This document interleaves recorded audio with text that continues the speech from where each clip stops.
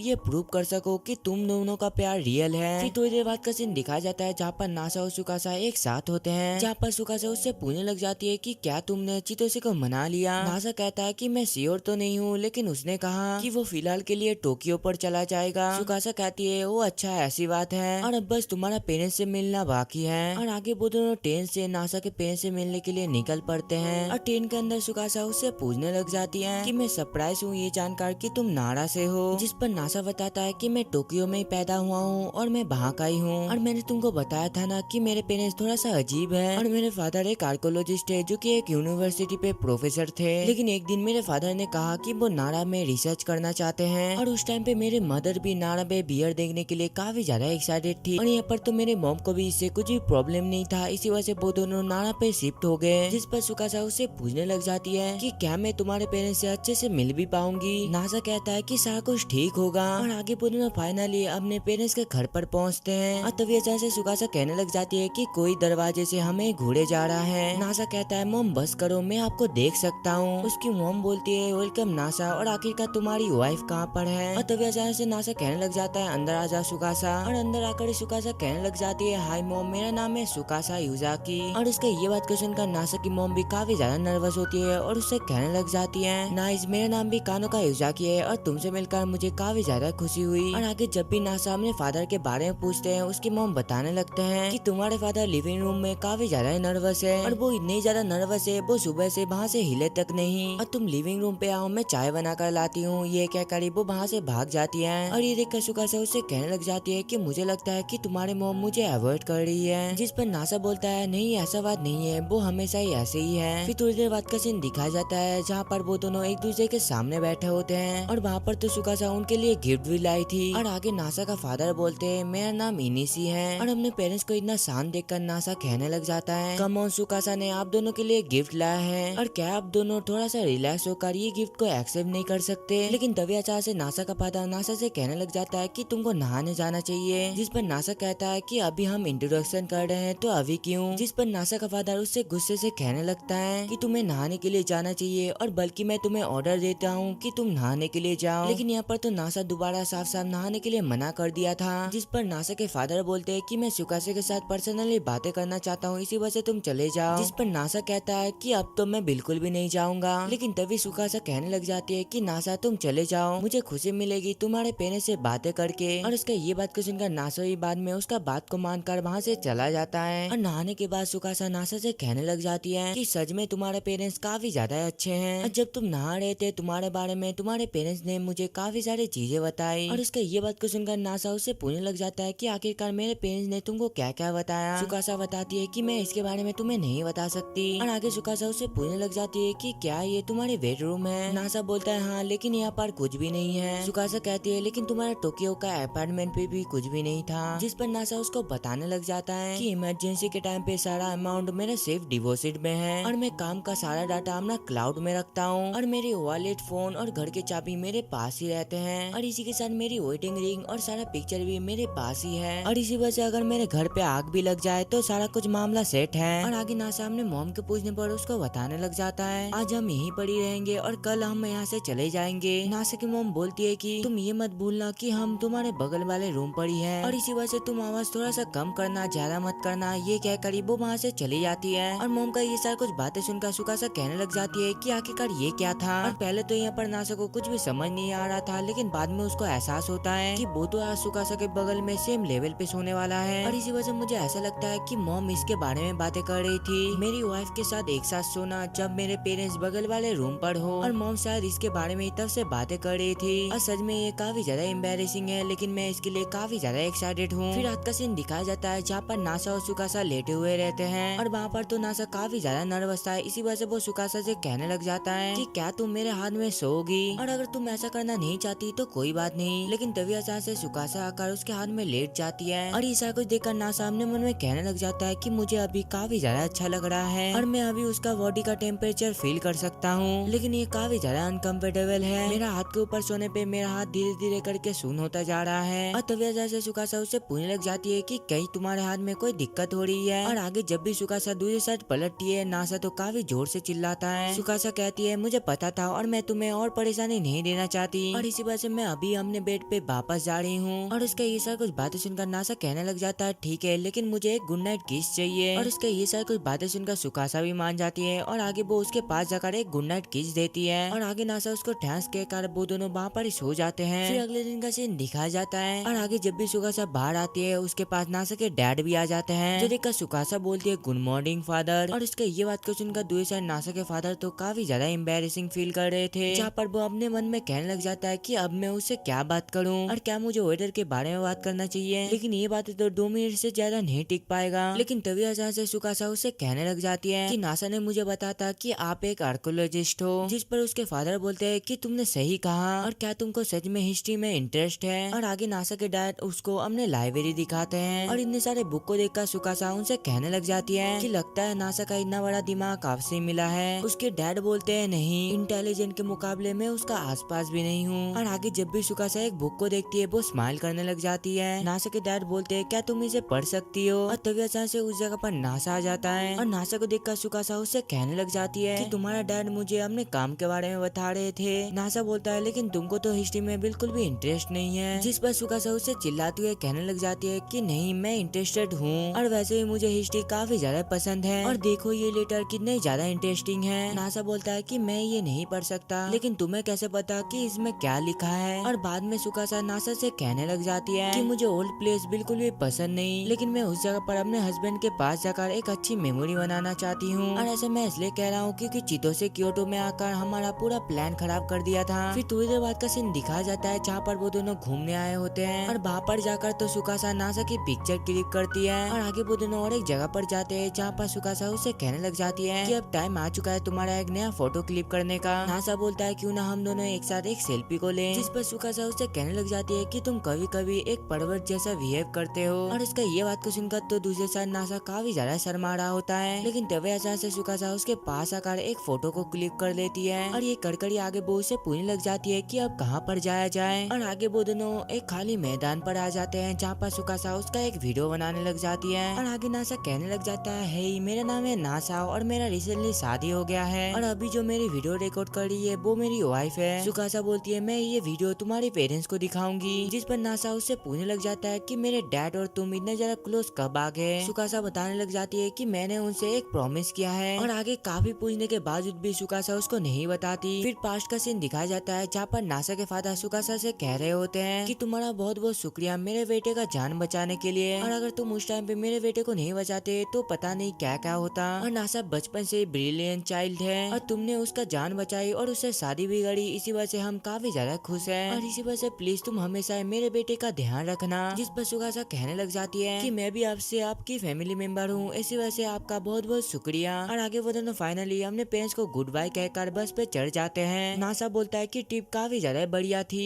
जिस पर सुकासा कहने लग जाती है कि तुमने बिल्कुल सही कहा, मगर हमारा छोटा सा घर ही एक ऐसी जगह है जहाँ पर मुझे तुम्हारे साथ रहने में काफी ज्यादा अच्छा लगता है। और इसका ये सब कुछ बातें सुनकर नासा भी कहने लग जाता है कि मैं भी सेम फील करता हूँ। और आगे नासा हम लोग को बताने लग जाता है कि ऐसे ही हमारे पहले ट्रिप खत्म हुई और आगे वो दोनों अपने अपार्टमेंट पे लौटे अपने नॉर्मल लाइफ में। लेकिन जब भी वो दोनों वहाँ पर पहुँचते हैं अपार्टमेंट का हालत तो कुछ ऐसा था और ये सब कुछ देखकर तो नासा और सुकासा दूसरे साथ काफी ज्यादा शॉक थे। और इसी के साथ ही ये वाला एनिमे का पार्ट 1 खत्म होता है। वीडियो कैसा लगा कमेंट में जरूर बताना और अगर आप लोगों को इसका पार्ट 2 चाहिए तो जल्दी से कमेंट कीजिए। दीजिए। मिलते हैं अगली वीडियो में, तब तक के लिए सायोनारा।